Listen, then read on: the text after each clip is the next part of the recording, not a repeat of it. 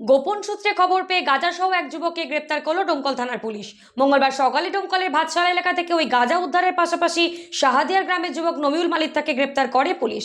Police সূত্রে জানা গিয়েছে ওই যুবকের কাছ থেকে 21 কেজি গাঁজা উদ্ধার করা হয়েছে।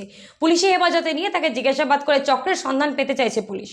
মঙ্গলবার সকালে ডোমকলের দিক থেকে একটি টোটোতে করে বস্তা বোঝায় গাঁজা বক্সিপুর ঘাটের দিকে নিয়ে যাচ্ছিল নবিউল।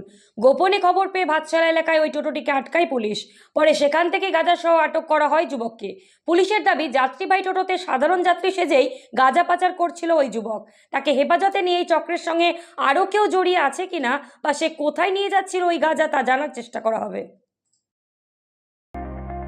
লেখাপড়ার বিকল্প নাই, চলো সবাই স্কুলে যাই। ভাবছেন কোন স্কুলে পাঠাবেন আপনার সন্তানকে? চিন্তা কিসের? আপনার ডোমকল গাবতলা মোড় এলাকায় আধুনিক পরিকাঠামোর আদর্শ স্কুল অ্যামারান্থাস একাডেমি। স্থান ডোমকল গাবতলা মোড়, মুর্শিদাবাদ। এখানে আছে উন্নত শিক্ষক মণ্ডলী, আধুনিক ক্লাসরুম, উন্মুক্ত খেলার মাঠ, লাইব্রেরি ও নিজস্ব পরিবহন ব্যবস্থা। সন্তানের ভবিষ্যৎ গড়তে আসুন অ্যামারান্থাস একাডেমিতে। সন্তান আপনাদের, কিন্তু শিক্ষা আমাদের।